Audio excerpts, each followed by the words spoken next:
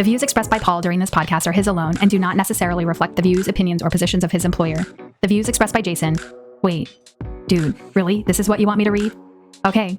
The views expressed by Jason are his alone and frequently do not necessarily reflect reality. His opinions are often annoying, scattershot in their application, and can resemble more of a Virginia Woolf short story than a cohesive argument. He is currently undergoing therapy and rewatching Westworld Season 3 to resolve his storytelling issues.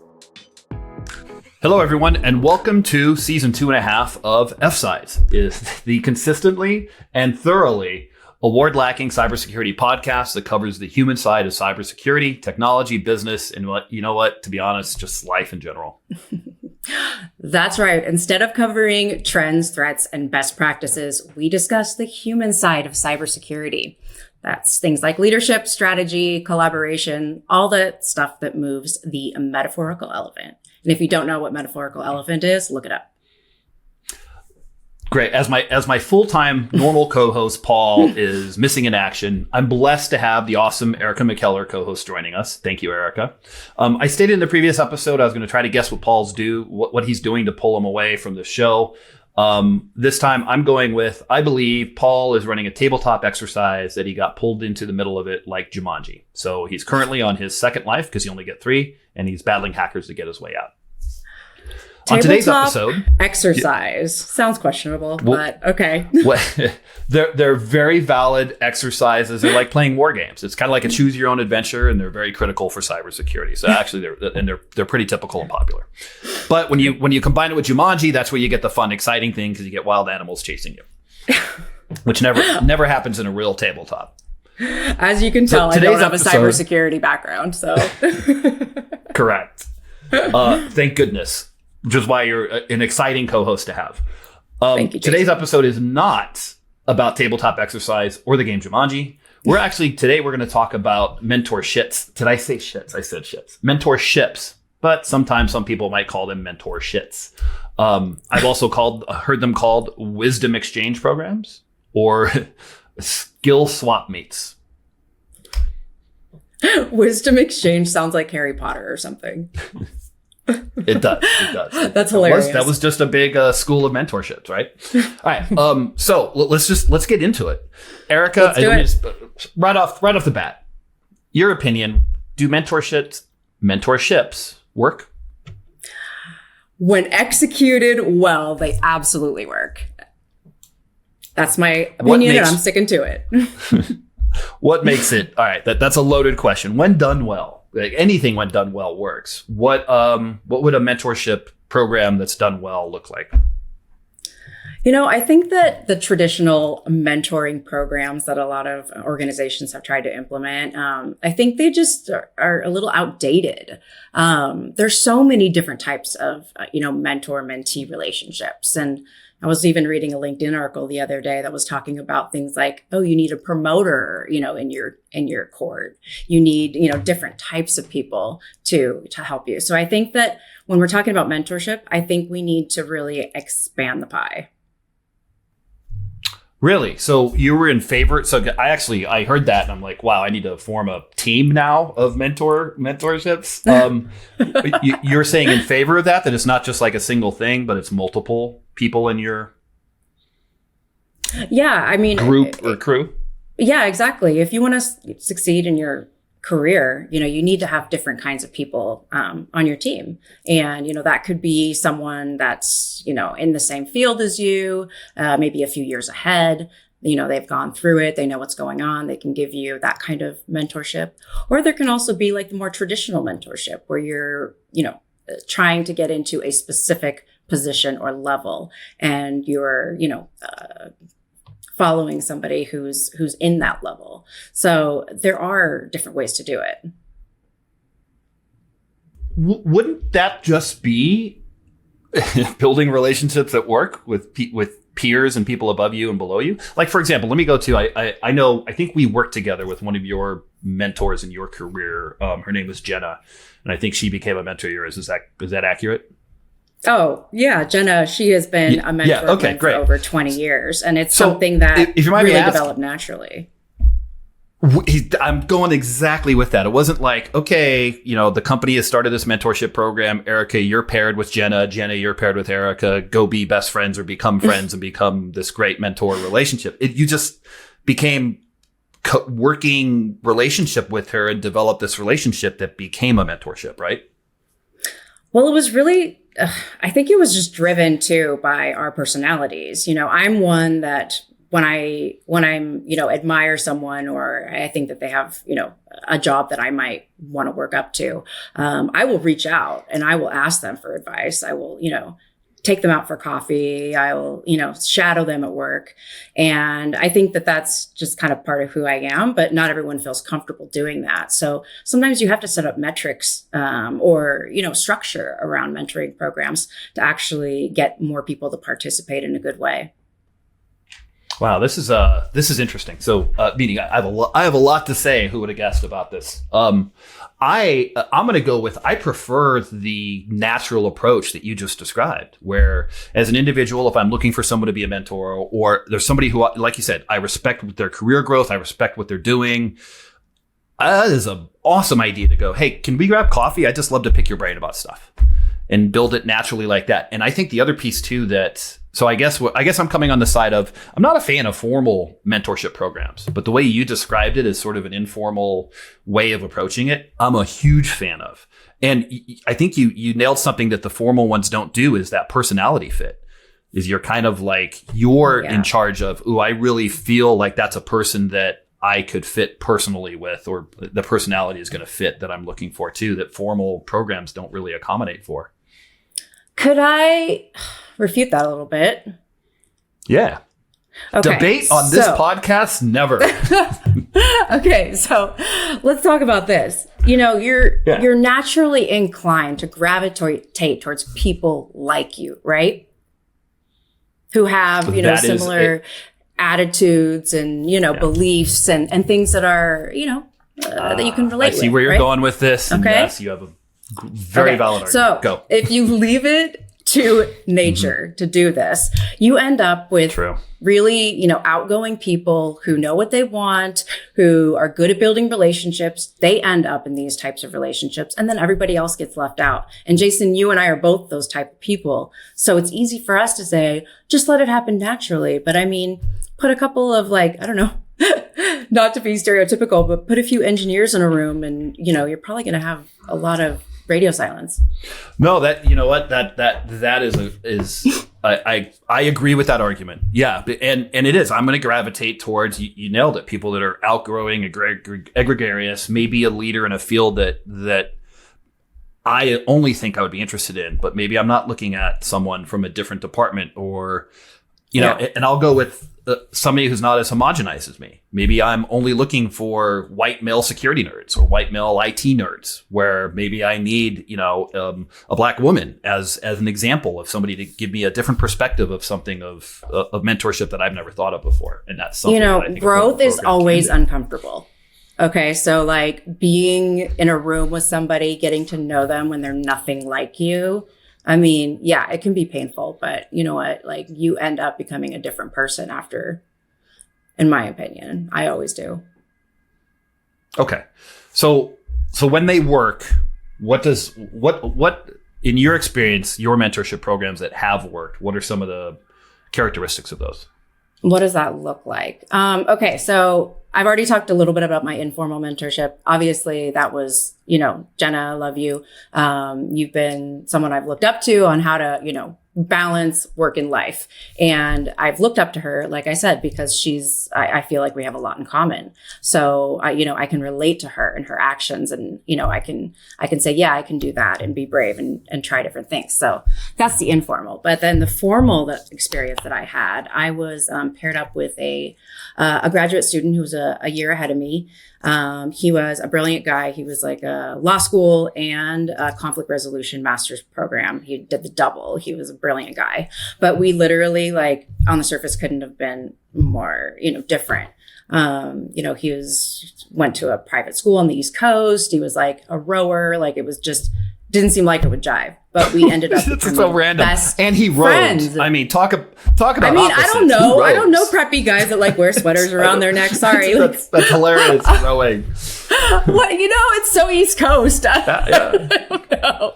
You just see the like white shoes and the like Ralph Lauren, and I don't know. Maybe I'm being stereotypical, but it's A little bit, I think, because he rode. He's one of the Winklevoss twins. Was it one of the Winklevoss twins? It's honestly a really hard sport. I know that I could never do it. So no disrespect, I promise. But anyway, I'm just saying that relationship, I grew so much as a person. Yeah. He challenged me in ways that like no one had ever challenged me, and got me to think about things that were super uncomfortable. And he made me cry a few times, and it was like the best thing that ever happened. Yeah. Okay, so you've had formal programs. I've been through a couple formal programs, and to be honest, I've never been a mentee. Is that the right term? Yeah, I've never been a mentee in a formal program, but I've been a mentor in a formal program. And even as the mentor, I've never been really satisfied with the way that they're structured or the outcome, because it feels very forced. Yeah, it's just. What would a program look like if we could wave a magic wand and have it look exactly the way you wanted and get the most out of it?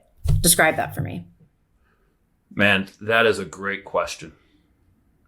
Let me ask you back just one, as the mentee or the mentor? You can't do that. No, I want to ask, there's two perspectives to look at it. No, there's a way to look at it. Am I looking at it? I can answer that question as the mentee or as the mentor. How would you like me to answer that? What you look for in a program. Who you are today. Right. Everything you've gone through, all of your same experiences. Jason, today, right now. Right, but as the mentor in that relationship program? Yeah, because you're not a as mentee the mentor. At the moment, okay. Right? Yeah, what I would like. Okay. I would like more of a less formal way of doing it. I'd like someone to manage the scheduling for it, because it's a nightmare of having to manage calendars. Where it's just set time, everybody agrees to this, and I can just mark my calendar and not have to worry about it. Instead, I have to go track down people's schedules to do this. Such a pain in the ass, yeah. And I would like it not to be tied to anything that the company has. So wait. So a formal mentoring program that has no ties to a company. Some of them will force the company values or the company culture stuff that they try to say, this is what we're about and this is how we do. Make sure that you tie into these things. And I'm just not a company man like that. What I can share is my professional experience and how I approach leadership and people and management and organizational development. And you know what? Those things should all be related to the company values. So there you go. Like anytime that stuff is forced, I agree with you. I think it's garbage. People can sniff a fake a mile away. If you really have people that are the right people working for you, their values will be your values, and you won't have to like work that in. Yeah. Probably should sign an NDA maybe for some of the things I might say, because I'm pretty blunt and open, and that's always been a challenge for me. Is how do you toe the company line and yet be blunt and open and honest about, look, here's how life really works. That's what I want to say. Like, one of my things is I've never been a company man. I think companies are, they're about protecting shareholder value. So they will cut you in a heartbeat as soon as the numbers are down. So this whole idea that we're a family, I don't prescribe to that, but I absolutely believe the company is made up of people, and the company wouldn't survive without us, without the employees, which is why it's my number one priority is my team. So things like that just sometimes don't jive with formal mentorship programs at companies. So like, what did you say to that person? Did you say they should leave? Yeah, for your career. Like, that's another tip for career development. I tell everybody I mentor, I'm like, look, sometimes the biggest jumps I've made in my career is when I've left the company. And if we can't provide a role for you, things like that. So I think that would be one. I don't know, you're supposed to come into with not having answers, or come to me with solutions, not problems. But to be honest, I just think mentorshits programs are problems more than I have a solution to solve them. Yeah. I would agree with you. For some of the problems you. I've mentioned. I would agree with you, honestly. What would you do? Yeah. So I do, because I think that we're kind of like the workplace. Like, we're looking at it in a way that we've outgrown, I mean, we don't live and work and operate the way we used to. So we can't continue to have, formal programs that fit that bill. So I don't know what the answer is, but I do know that we need to get a little creative, step outside the box, provide opportunities for people to get together in person, if at all possible, like spend the money to do it at least once in a while, because I think it's that valuable.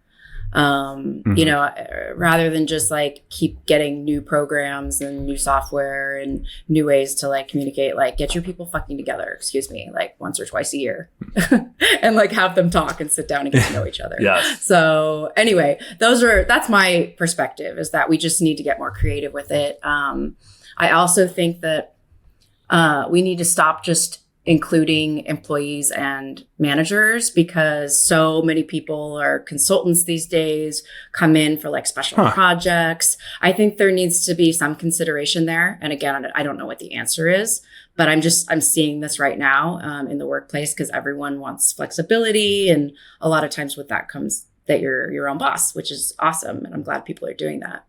But, yeah, that's tough. When I went to that contractor thing, then it made me think, well, we're going to pay them for it. Like, you have to, but sometimes mentorship programs are also, it's a resource drain, right? On both the mentor and the mentee, probably more on the mentor, because the mentee is the one that should be getting the benefit out of it. That's not tough necessarily. Too. Like, no, here, let me give you an argument against that. Yeah. So, and this is just a super simple argument, and you probably have something to say about it, but thinking about it, every study about retaining information, right? And how much you actually understand the information, like every single study out there says when you teach it, that's when you know it the best. That's when you're an expert. And how is that not a benefit to a mentor? Fair. This is like 2 you've gotten me on. Yeah, absolutely agree. Yes. The repetition through explaining and teaching and sharing what you believe will reinforce your belief system, and you just get to know it better. So I completely agree. It's not like there's no you're right. There is not zero benefit for mentors. I would say it's heavily weighted towards the mentee, but there's benefits being a mentor. But then it's like the pay it forward, right? It's like, where, like you remember the time when someone did that for you, and then you do that for them. And it's like, there's nothing wrong with that. Like if you don't get immediate reward, right? Yeah. Karma, something like that. Yeah. So this is something that happens in mentorship programs too, that I get frustrated with, is they have, what's the expected outcome? Which makes sense. Anytime you engage in something, okay, what's the goal? What are we trying to accomplish with this program? And I have a hard time with that, because what they're trying to accomplish is, I want to get better at my ability to manage upwards. And that's, I've seen that. I've had a mentee come to me with that. And I'm like, well, I may not be your best person to be your mentor, A. That's a weird thing to say, by the way. Oh, really? Oh, I don't think so. I think that actually makes a lot of sense for a lot of people. They may have a good time managing down, but they can't manage up, because you got to manage it 3 ways, right? You got to manage down, be able to lead people. You have to manage your peer relationships well. And then you have to be able to manage your managers. Like, how do you build those relationships up? And it takes all 3 to be I just think those walls are breaking down now. I think it's much more gray than that. There are so many people sort of in between the spectrum, and there's so many like dotted lines everywhere. I don't know. Yeah, I still disagree. I think rank and hierarchy play such a pivotal role and now I'm going to pivot to American corporate culture.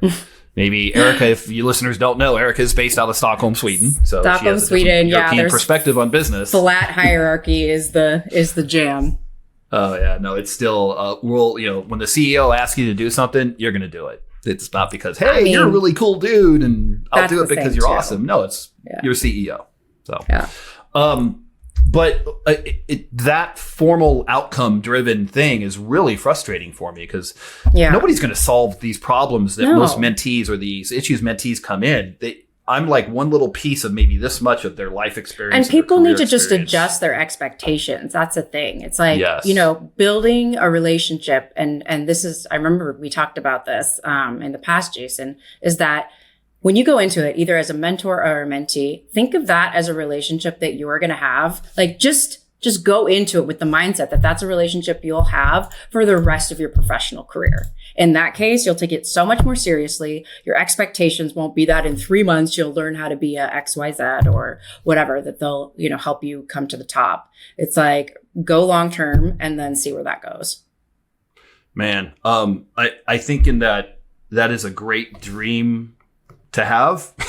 I don't think that's realistic, especially for the ones that the companies Why are not? putting on you, because the company's building LinkedIn, a 6-month program. Come on, like how long does it take? Hey, what's up? I just connected with a mentor that I had 8 years ago, and we just had a chat online. She now lives in Spain. I had no idea. And look, we might even do a project together. So, it doesn't have to be every single day or even month. You could go a few years without speaking, but I'm just saying when push comes to shove, they're going to be there for you. And I think that's a good attitude to have. Let me counter that with, they may be there for you and they can be there for you. And it is right. Like you said, it is right to have that attitude going into it. But if you have that attitude going in, then you're not going to succeed. Yeah, you're right. So Absolutely. Just go into it with that it will be. Yeah. And then you know what? If it doesn't, then let it go. Yep. No, that's 3 great things you changed my mind about. You changed you changed the way that I would think about something. So these are great. All right, so let's close out by talking about if we can, and this is putting us both on the spot because I'm not prepared.